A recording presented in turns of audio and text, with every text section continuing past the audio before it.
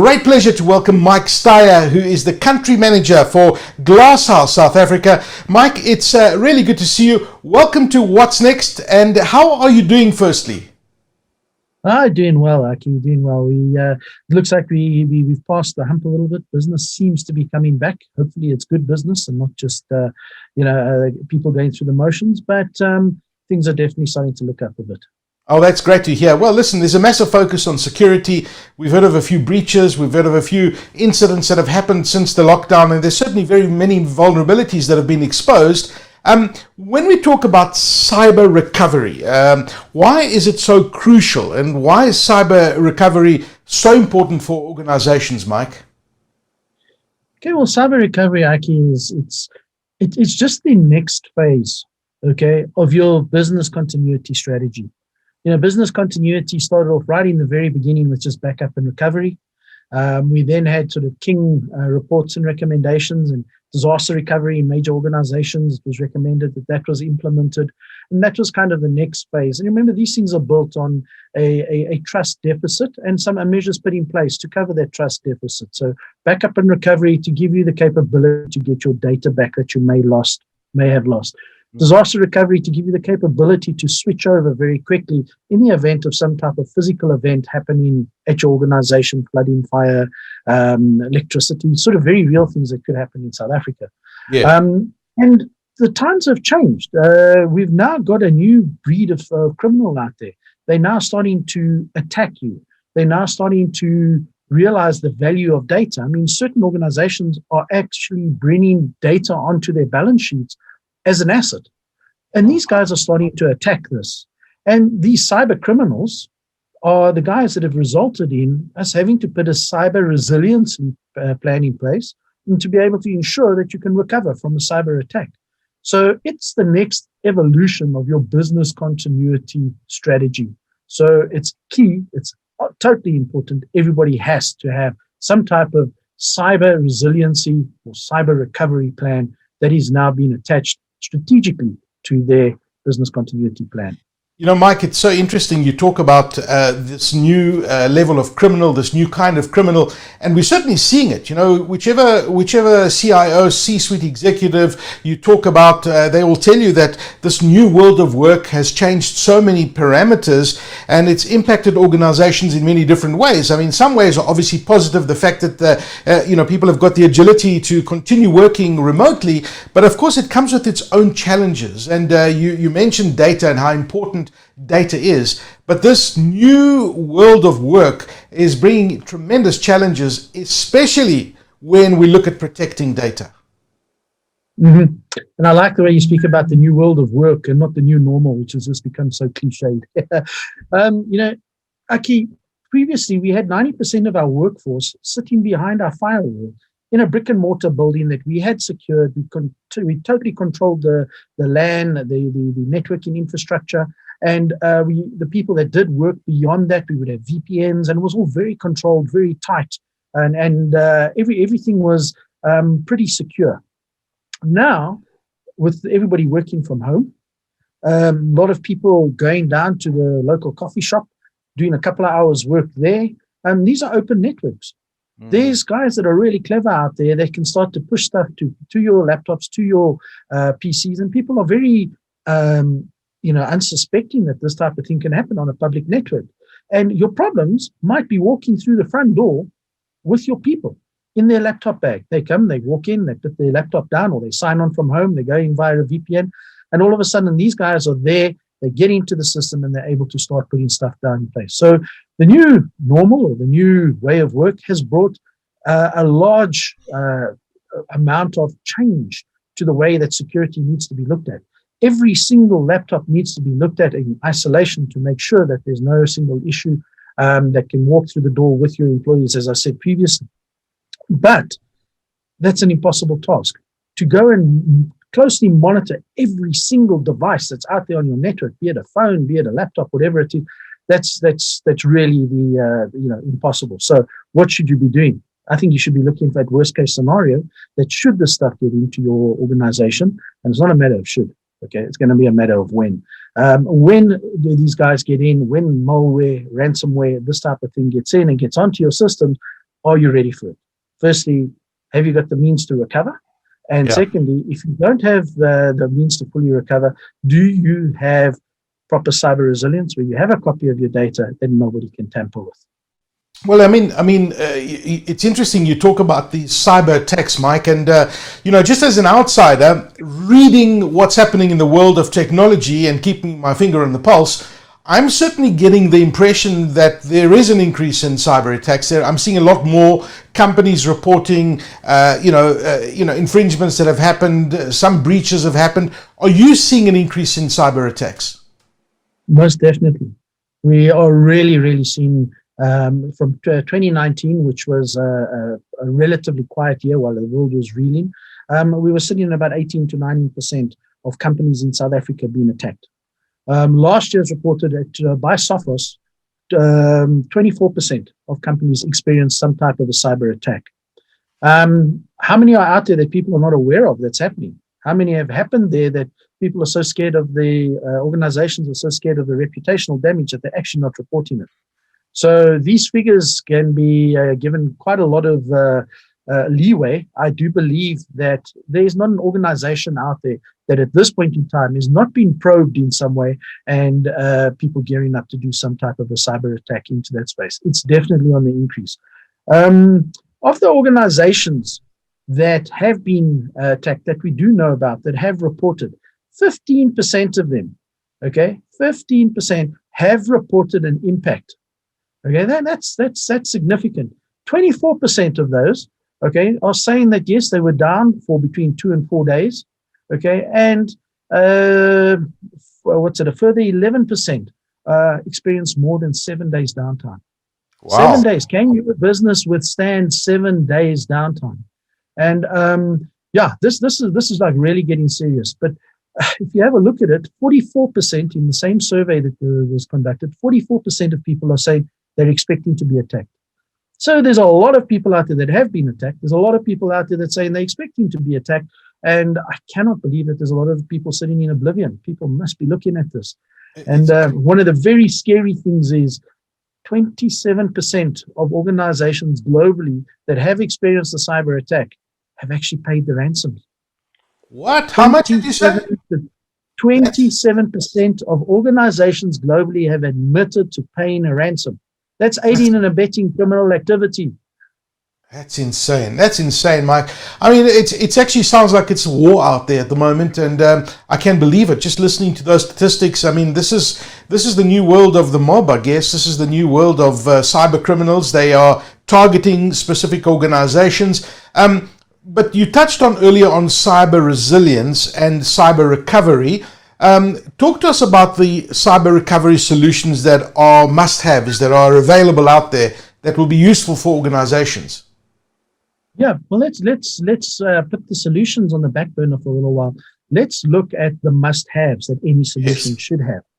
Okay, so a solution should be able to give you a golden copy of your data. A copy of your data that nobody can touch, nobody can change. To use a really geek word, it's immutable. Okay, so imagine it being written onto a CD. Once it's burned on the foil inside a CD, you cannot change it. It's a write once, read many type of format. And that's what you need. You need to be able to have your data sitting in that format that can never be changed. Now, even if there is a piece of malware or a virus or a piece of ransomware sitting inside that, once it's in that original immutable copy, you can start to work with that. Any change, anything that happens to that gets stored as a different copy of the data. But that original copy needs to be there for regulatory requirements, audit, all that type of thing, to be able to show that you've got that data in its original format. Secondly, you have to have that data that's separated away from your network, your applications, your people. Just like you get a disgruntled guy that gets fired for, I don't know, for whatever he does, and he goes and destroys your main database. If he does that in an online environment and you replicate into a disaster recovery site, that database disappears here and it's replicated and disappears on the other side. How do you recover from that? What do you do? So you have to have a copy of this data that sits where nobody can get to it. It's detached from the network, away from applications and away from people that could intentionally or unintentionally damage it at the end of the day.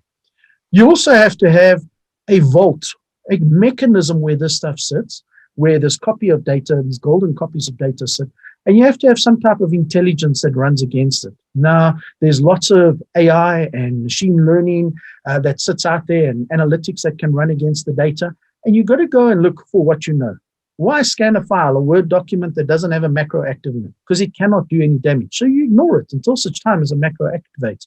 But there's data, unstructured data, that you don't know what it is. So you continuously monitor that data. And the new big word is entropy. Entropy is the randomness of data. So when the randomness of data changes, you need to be made aware of it. It gets bigger, it gets smaller, it does something unusual, okay? And you have to be looking for that. So you have to be looking at structured and unstructured data, data that you know what it is, data that you don't know what it is.